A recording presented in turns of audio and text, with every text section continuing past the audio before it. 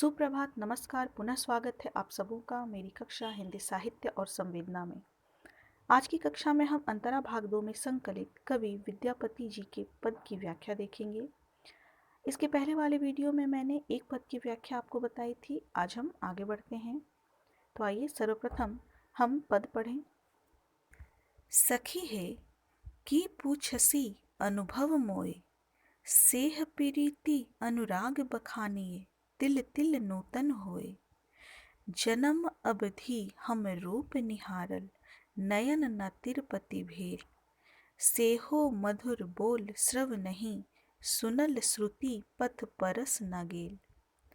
कत मधु जामिनी रभस गमाओली, न बूझल कैसन केली।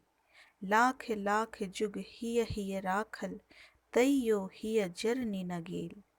कत विदगध जन रस अनुमोदय, अनुभव काहु न पेख। विद्यापति कह प्राण जुड़ाईते, लाखे न मिलल एक। तो आइए सर्वप्रथम हम कुछ कठिन शब्द हैं उसके अर्थ देख लें। जैसे है पीरीत, पीरीत का अर्थ है प्रीत, प्रेम। बखानिए, बखानिए का अर्थ है बखान करना। निहारल अर्थात देखा। तिरपित अर्थात तृप्त होना, संतुष्ट होना। भेल, भेल अर्थात हुए। सेहो, सेहो का अर्थ है वही। श्रव नहीं, श्रव नहीं अर्थात कानों में। श्रुति, श्रुति का अर्थ है श्रुति। कत, कत अर्थात कितनी। मधु जामिनी अर्थात मधुर रात्रियाँ। रमस, रमस का अर्थ है रमण। गमाओली अर्थात गवा दी, गुजार दी, बिता दी। कैसन, कैसन का अर्थ है कैसा। केली, केली अर्थात मिलन का आनंद। जरनी, जरनी अर्थात जलन। विदगध, विदगध अर्थात विदग्ध, दुखी। अनुमोदय, अनुमोदय का अर्थ है अनुमोदन। पेख अर्थात देखना या देख। तो आइए अब हम व्याख्या देखें। प्रस्तुत पद में या हम यूँ कह लें कि प्रस्तुत पद का जो प्रसंग है, इसमें जो नायिका है, नायिका से उनकी सखियाँ उनके प्रेम का अनुभव पूछती हैं।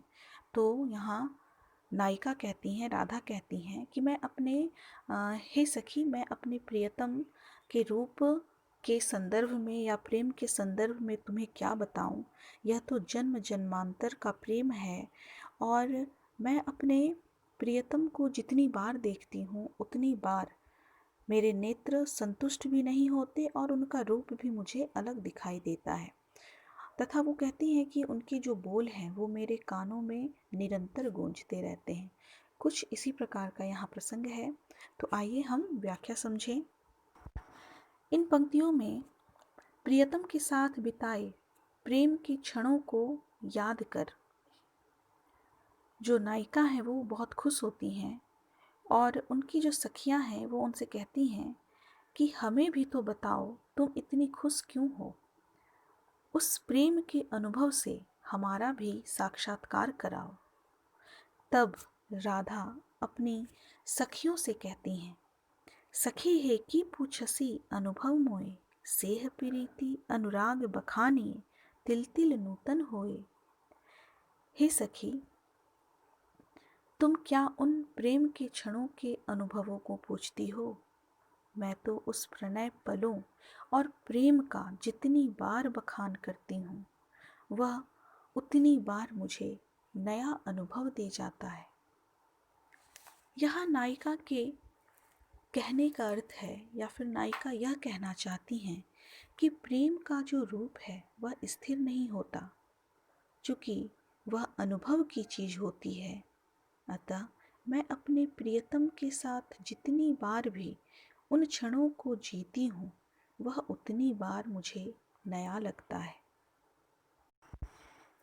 वे कहती हैं कि इसका वर्णन करना असंभव है क्योंकि यह अनुभव की वस्तु है, महसूस करने की वस्तु है, तो मैं इसे बता नहीं सकती अपने इस प्रेम के अनुभव को।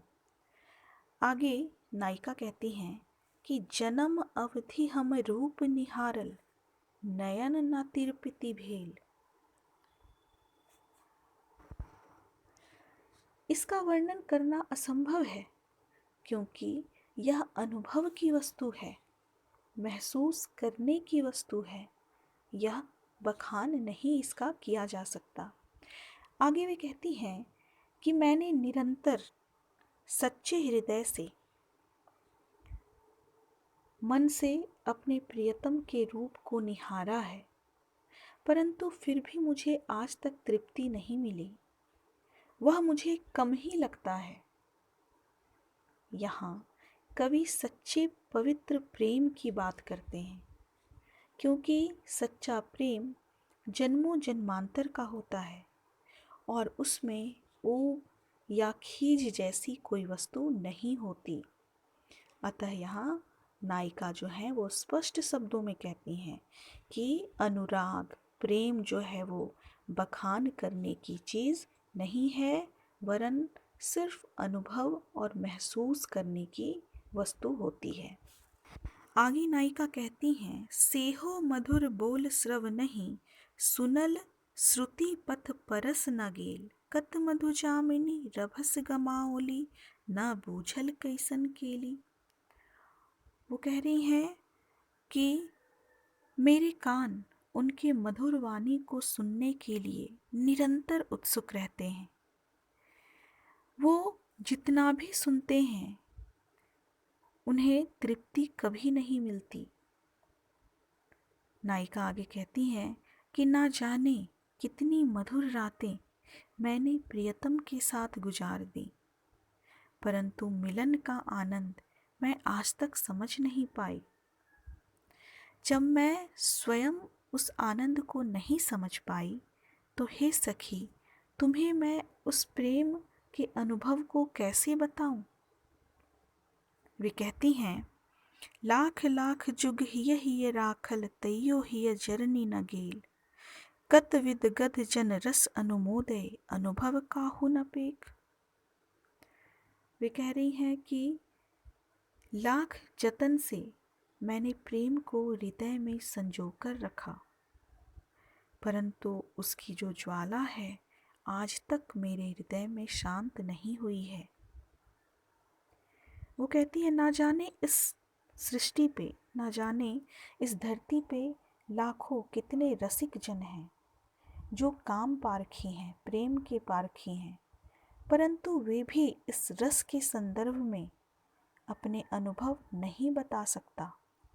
जिस प्रकार मैं अज्ञान हूँ अनुभव बताने में, उसी प्रकार वो ना जाने कितने लाखों जन भी अनुभवहीन हैं। वे इस संदर्भ में अपने अनुभव नहीं बता सकता। आगे विद्यापति कहते हैं कि विद्यापति कह प्राण जुराइते, लाखे न मिलल एक।